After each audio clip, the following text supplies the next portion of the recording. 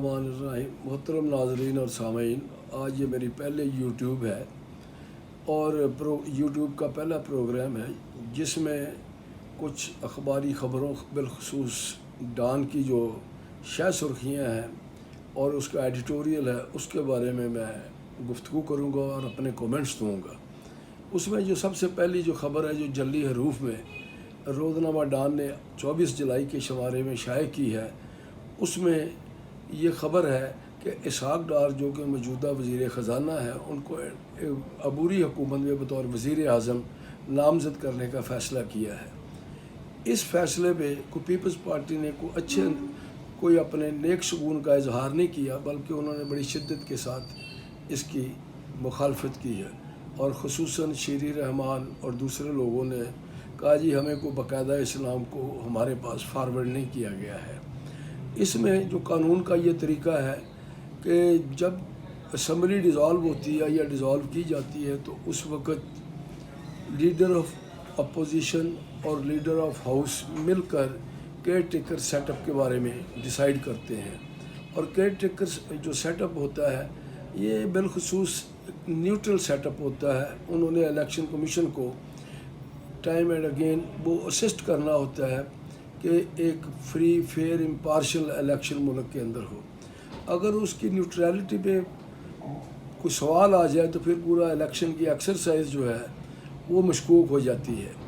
اور خصوصاً care taker government جو ہے اس نے ڈے ٹو ڈے افیئر ہی چلانے ہوتے ہیں۔ اور اگر آپ کانسٹیٹیوشن کے آرٹیکل 224B دیکھیں، اس میں کچھ ریسٹرکشن میں ہے کہ کیئر ٹیکر جو پرائم منسٹر ہوتا ہے یا کیبنٹ ہوتی ہے اس کے بارے میں کانسٹیٹیوشن آف پاکستان کیا کہتا ہے۔ اس میں بڑا کلیئرلی لکھا ہے کہ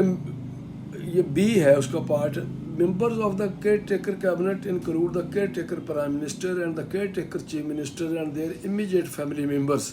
shall not be eligible to contest the immediately following election to such assemblies. Immediate family members means spouse and children. لیکن یہ بات بھی ہمیں نظر انداز نہیں کرنی چاہیے کہ جو موجودہ پرائم منسٹر ہیں یا ان کے بھائی جو ابھی تک ملک سے باہر ہیں، یہ بھی بائی اینڈ لارج ان کے بڑے کلوز رشتہ داروں میں شمار ہوتے ہیں۔ کانسٹیٹیوشن کی جو تشریح ہے اس میں بیوی اور بچے ضرور شامل ہیں،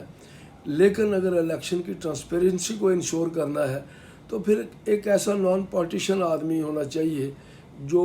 کم از کم جس کے بارے میں جس کی نیوٹرلٹی کے بارے میں کوئی دوسری رائے نہ ہو۔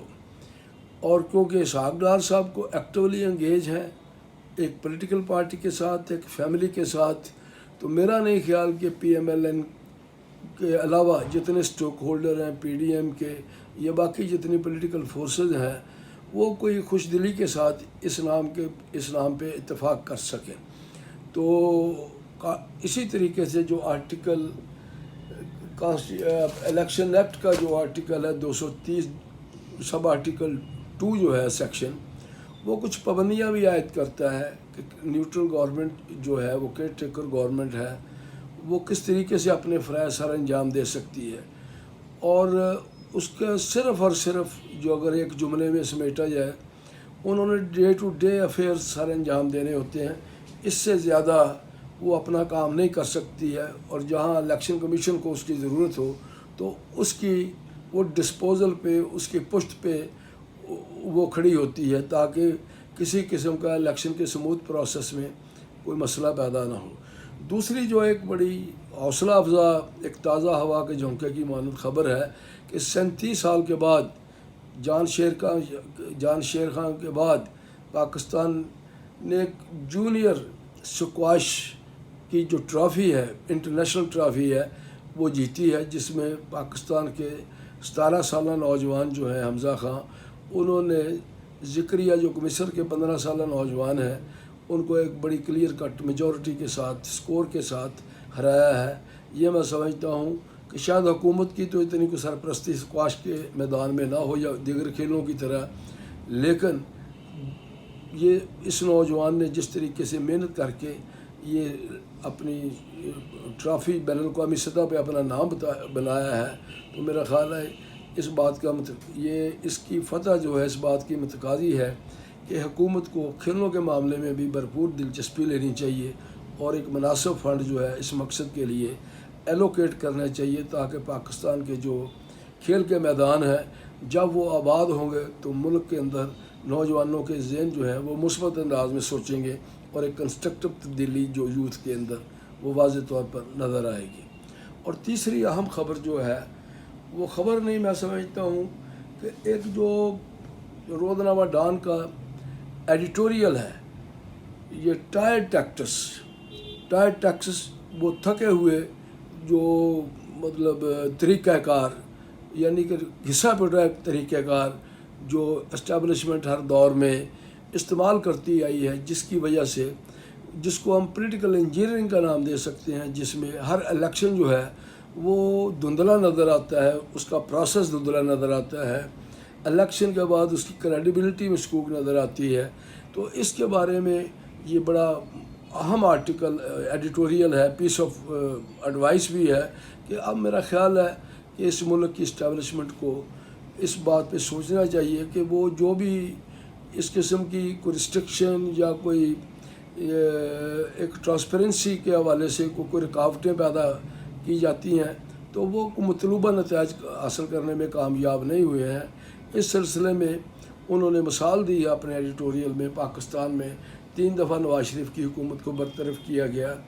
2 دفعہ بینظیر بھٹو کی حکومت کو برطرف کیا گیا، اور 2 دفعہ مینگل خاندان کی، 1 دفعہ عطا اللہ مینگل، ایک دوسری دفعہ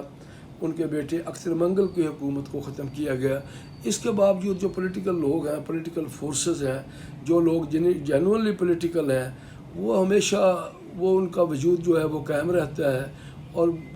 پاکستان کی تاریخ سابقہ یہ بتاتی ہے کہ ایک پاپولر لیڈرشپ کو ختم کرنے سے کوئی مطلوبہ نتائج تو نہیں برآمد ہو سکتے جو لوگ چاہتے ہیں، لیکن اس کے منفی اثرات ضرور مرتب ہوتے ہیں۔ اور میرا خیال ہے کہ آج اس موقع پر پاکستان کی اسٹیبلشمنٹ کو، اسٹیک ہولڈرز کو اور تمام پولیٹیکل پلیئرز کو بڑی احتیاط کے ساتھ آنے والا جو سیاسی رستہ ہے وہ متعین کرنا ہوگا، خصوصاً الیکشن کے حوالے سے ایک لیول پلینگ جو ہے وہ لیول پلینگ فیلڈ جو ہے الیکشن کے انتخابات کے حوالے سے وہ فراہم کرنا ہوگا، تاکہ اس کے بعد کوئی آدمی الیکشن کے پروسیس پر،